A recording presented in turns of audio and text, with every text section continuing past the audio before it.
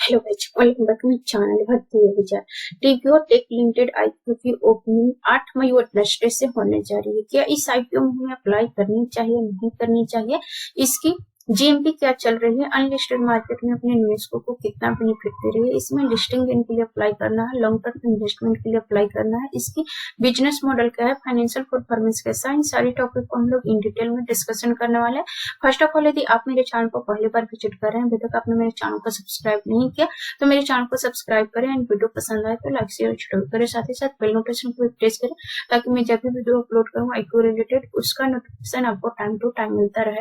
हम लोग टीवीओ Tek Limited IPO की डेट जान लेते हैं। इसकी ओपनिंग 8 मई वेडनेसडे से होगी, क्लोजिंग 10 मई फ्राइडे को होगी, अलॉटमेंट 13 मई मंडे को, डिफंड डेट 14 मई ट्यूसडे को, credit of share to demat account 14 मई ट्यूसडे को, लिस्टिंग 15 मई वेडनेसडे को। इस आईपीओ की फेस वैल्यू ₹1 पर शेयर, प्राइस पॉइंट 875 से 920 रुपए पर शेयर, लॉट साइज 16 की है, टोटल इशू साइज 1550.81 करोड़ की है, फ्रेश इशू 400 करोड़ की है, ऑफर फॉर सेल 1150.81 करोड़ की है, लगभग 75% की यहाँ पर ऑफर पर सेल लेकर के आया है। सिर्फ 400 करोड़ का ही एक फ्रेश इशू लेकर के आया, लगभग 74-75% ये कंपनी ऑफर फॉर सेल लेकर के आया है, यानी कि जो आईपीओ लेकर के आया, जो इशू साइज लेकर आ रहा है उसका लगभग 74 से 75% ये कंपनी है जो अपनी हिस्सेदारी को बेच करके प्रॉफिट बुकिंग करना चाहती है। इसकी लिस्टिंग एनएसई एंड बीएसई दोनों जगहों पर होगी क्योंकि मेन बोर्ड आईपीओ है।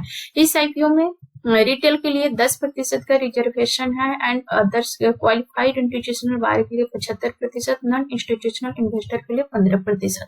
इस आईपीओ में रिटेल कैटेगरी में मिनिमम इन्वेस्टमेंट की राशि 14,720 रुपए है।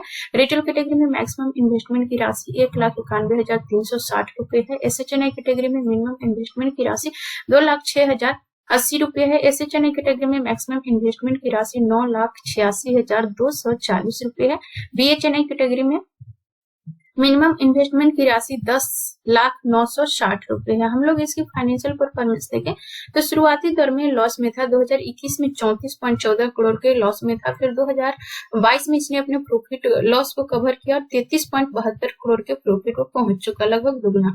एंड ये 2023 में 31 दिसंबर तक लगभग इसके प्रॉफिट में यहाँ पे देखेंगे तो 2 साल के अंदर लगभग 2 साल के अंदर ये 5 गुना का उछाल आया है, 154.18 करोड़ को पहुंच चुकी। रेवेन्यू 2021 में 176.55 करोड़ थी, जो कि 2023 में 31 दिसंबर तक 1039.56 करोड़ पहुंच चुकी है। एंड इसकी एसेट 2021 में 576.16 करोड़ थी, जो कि 2023 में 31 दिसंबर तक 3754.5 करोड़ पर पहुंच चुकी। नेटवर्थ 2021 में 204.7 करोड़ थी, जो कि 2023 में 31 दिसंबर तक 501.21 करोड़ पहुंच चुकी। रिजर्व एंड सरप्लस 2021 में 197.58 करोड़ थी, जो कि 2023 में बढ़कर के 478.43 करोड़ पर पहुंच चुकी।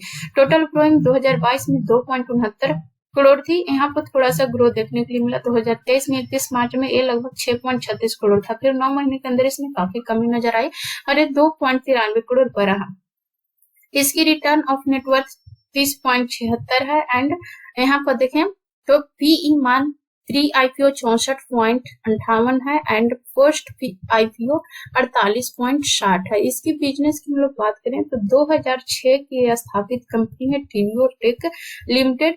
ये पहले टेक ट्रेवल्स प्राइवेट लिमिटेड के नाम से जाना जाता है, जो लोगों को ट्रेवल डिस्ट्रीब्यूशन प्लेटफॉर्म की सर्विस प्रदान करती है। यात्रियों के हिसाब से, ट्रेवलर के हिसाब से ये अपने यात्रियों को ट्रेवल डिस्ट्रीब्यूशन प्लेटफॉर्म प्रदान करती है और एक कस्टमर को चॉइस के हिसाब से प्रदान करती है।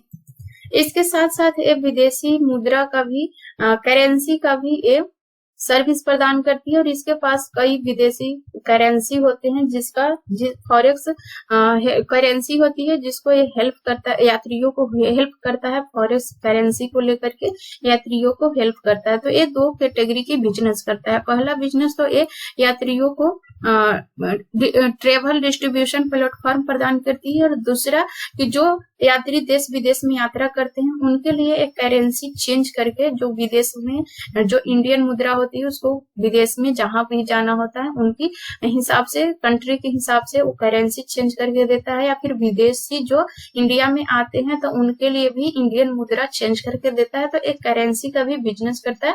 तो इसके पास दो तरीके का सेगमेंट है और दोनों एक दूसरे से जुड़ा हुआ बिजनेस है। ट्रेवल को जो देश विदेश में यात्रा करते हैं उन्हें करेंसी की जरूरत पड़ती है, तो उसके लिए भी ये अपने यात्रियों को सपोर्ट करती है। तो इसके बिजनेस जो दिख रही है काफी अच्छा बिजनेस दिख रही है। ये ट्रेवल डिस्ट्रीब्यूशन प्लेटफॉर्म के साथ साथ करेंसी की भी बिजनेस करता है और करेंसी की भी हेल्प, फॉरेक्स करेंसी का हेल्प करती है अपने यात्रियों को जो वहां से सर्विस लेते हैं।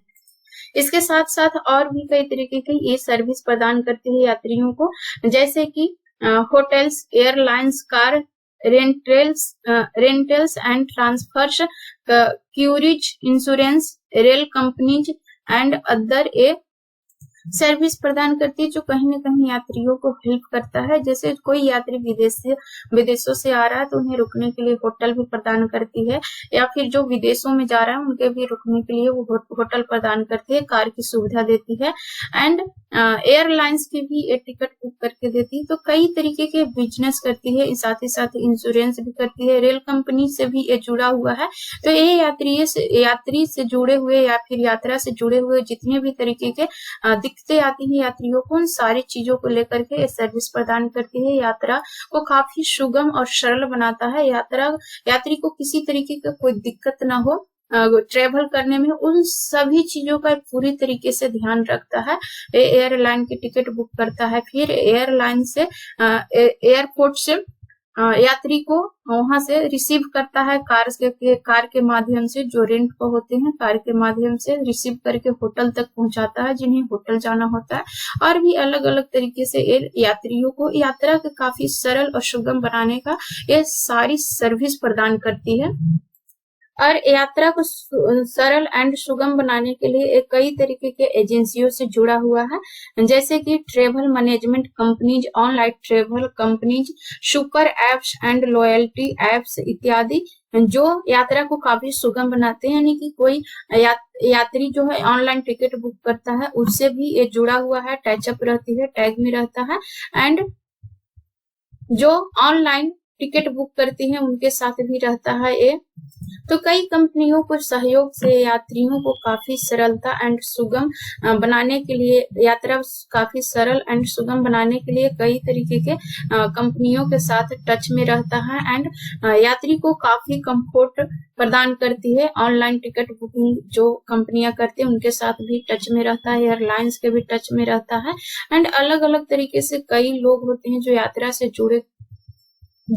से जुड़े सर्विस प्रदान करते हैं, उनके साथ भी ये साठ गांठ बनाए हुए हैं जिससे कि यात्री को काफी सरलता प्रदान कर सके। तो इसकी बिजनेस है जो काफी अच्छा बिजनेस दिख रही है। ऑनलाइन टिकट बुकिंग की भी ये सुविधा प्रदान करती है और ये लगभग 100 कंट्रियों में अपने यात्रियों को ये सुविधा प्रदान कर चुकी है और ये 31 दिसंबर 2023 तक 7500 डेस्टिनेशन सोल्ड किए हैं 100 कंट्रियों में और ये 2000 लोगों को रोजगार दे रखा है। तो इसकी बिजनेस अच्छा दिख रहा है, फाइनेंशियली भी ठीक ही दिख रही है। एक शुरुआती दौर में थोड़ा सा लॉस मेकिंग कंपनी रही है, लेकिन बाद में इसने काफी अच्छा प्रदर्शन किया, इसके फाइनेंशियली प्रदर्शन ठीक ठाक दिख रही है। इसके पास बिजनेस भी काफी अच्छा है। यात्रा को सुगम बनाने के लिए जितने भी क्राइटेरिया होता है सबको इसने फॉलो कर रखा है। कई तरीके के ये कॉर्पोरेट से कंपनियों के साथ साझेदारी कर रखा है, ऑनलाइन बुकिंग हो गया वगैरह वगैरह सारी चीजें ये करता है। और इसके पास 1717 एम्प्लॉई ऑन रोल है एंड 283 ऑफ रोल इसके पास एम्प्लॉई है। इसकी बुकिंग पर डे बुकिंग जो 2021 में आती थी वो 13,396 आती थी एंड 2023 तक ये बढ़ करके 40,164 हो गए थे पर डे। 40,164 की इसके पास आंकड़ा है 2023 तक, लेकिन 9 महीने के अंदर 2024 तक इसमें 44,592 टिकट बुक होती है, पर डे बुकिंग इसके पास आती है, तो काफी फास्ट ग्रो कर रही है। इसके जो बिजनेस मॉडल है काफी यूनिक बिजनेस मॉडल है। यात्रा को काफी सुगम बनाने के लिए, यात्री को काफी सरलता एंड आरामदेह बनाने के लिए, उसको काफी कंफर्ट बनाने के लिए एक कई तरीके के सेगमेंट या कई तरीके के सर्विस प्रदान करती है, जिससे कि यात्री को कोई दिक्कत कोई परेशानी ना हो, जिसकी वजह से लोग यहाँ से सर्विस लेना पसंद करते हैं। दिन प्रतिदिन इसके पास बुकिंग बढ़ते जा रहे हैं, ऑर्डर इंक्रीज होते जा रहे हैं। इसके पास 1717 एम्प्लॉई ऑन रोल है एंड 283 ऑफ रोल है। तो बिजनेस काफी अच्छा दिख रही है। ये 8.2% CGR की बढ़ोतरी कर रही है एंड एक 2.6 ट्रिलियन तक पहुंचने का इसका इरादा है 2027 में। अभी इसकी US डॉलर में 1.9 ट्रिलियन है और 8.2% CGR की दर से बढ़ रही है। 2.6 ट्रिलियन 2027 तक पहुंचने का इरादा है। तो इसका बिजनेस काफी अच्छा है, यात्रा को काफी सुगम बनाती है और इसके लिए कई तरीके के कंपनियों के साथ इसने समझौते कर रखे हैं। खुद भी कई तरीके के बिजनेस करती है, लोगों को होटल से लेकर के कार जो रेंट पर दिए जाते हैं हो गया, रेल हो गया, इंश्योरेंस हो गया, इत्यादि इत्यादि ये सर्विस प्रदान करती है। करेंसी के भी एक जो परेशानी होती है यात्रियों को वो भी सोल्व करता है।